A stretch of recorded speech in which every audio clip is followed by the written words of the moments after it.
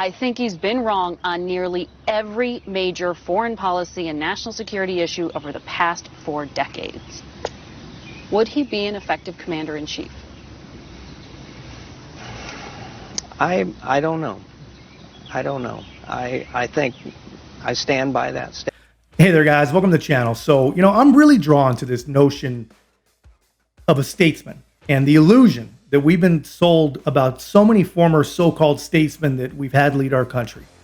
And that's almost as ridiculous as the illusion that we've been sold that Donald Trump is not one, that he's the outsider, the deplorable that countries wouldn't engage with then and won't engage with now. That people didn't take him seriously, and they're not going to take him seriously this time.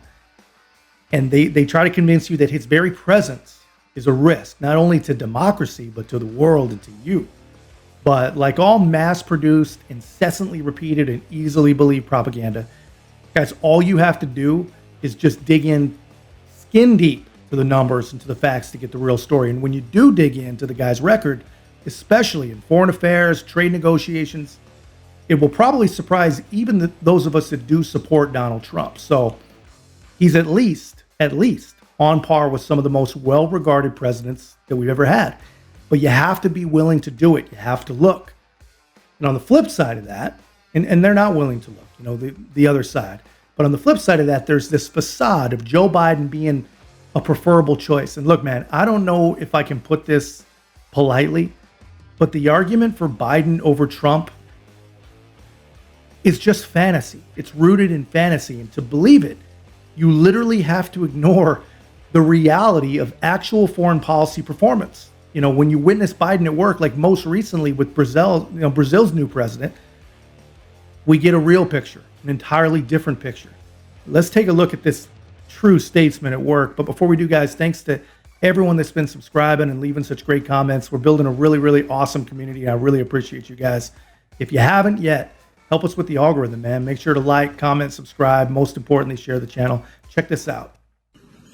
Well, first of all, I would like to greet President Biden and to say to President Biden, can you hear me, President Biden? This is a historical moment for Brazil and for the U.S. President Biden, can you hear me? You can? Yes, good. And so...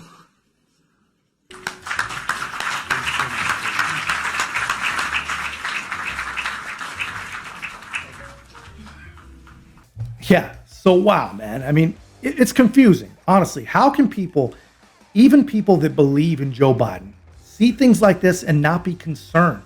How can they not be concerned? The same kind of concern that you would have if you found some little old man wandering your neighborhood in his pajamas. Just normal human concern.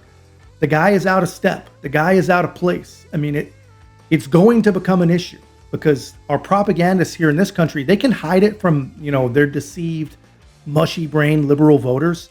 But guys, the world is watching and we all look like morons. They don't know that we have no idea that these things are happening. They just think we don't care. Well, a new report is indicating that Saudi Arabia's leader pokes fun of Joe Biden in private. The Wall Street Journal is reporting that the Crown Prince Mohammed bin Salman mocks President Joe Biden's mental state behind closed doors. And at least Saturday Night Live in Saudi Arabia is still funny. Dana Carvey would absolutely be jealous.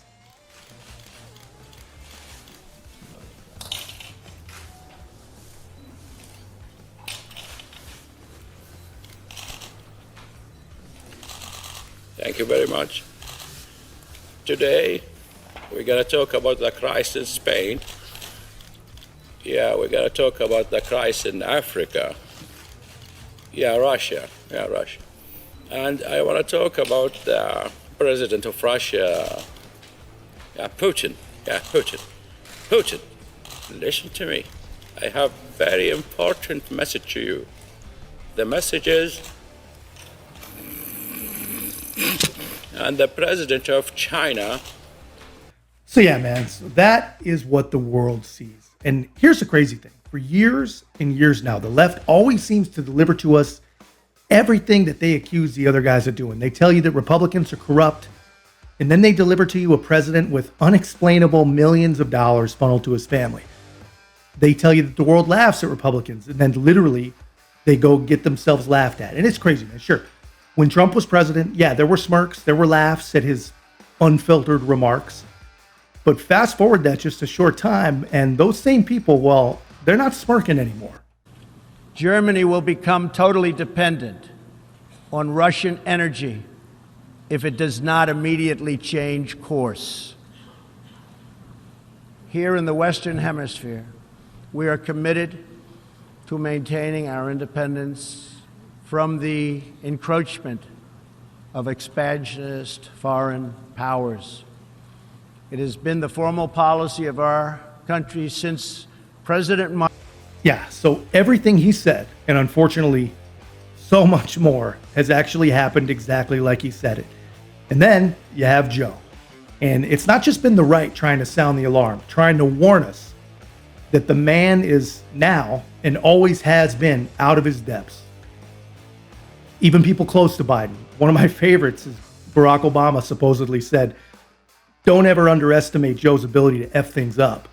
But probably the best example, really, and the one that I wish people would have actually paid attention to, Bob Gates. And this is all before anyone who dissented at all was labeled a conspiracy theorist or a danger to democracy.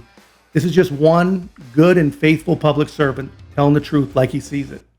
I think he's been wrong on nearly every major foreign policy and national security issue over the past 4 decades. Would he be an effective commander-in-chief? I don't know. I don't know. I think I stand by that statement. So yeah, unfortunately, Bob was right. Bob was way more right than he ever could have imagined. And we have 13 dead Americans and wars all over the globe to prove it. So I got to ask you guys, is that the mark of an experienced statesman? You know, is this really what the libs mean when they say experienced statement, when they say things like that? You know, because if that's the case, then I hope we never, ever have another experienced statesman. And give me an unseasoned Donald Trump or some outsider candidate any day. And I mean, because really, guys, it's almost impossible to believe the situation that we find ourselves in. You know, we cannot afford any more political theater. We need something real, and we need something earth-moving to happen in 2024, or I think we're toast. But that's just my take, guys. Let me know yours in the comments. If you haven't already, please make sure to like, comment, subscribe. Most importantly, share the channel. We'll see you in the next one.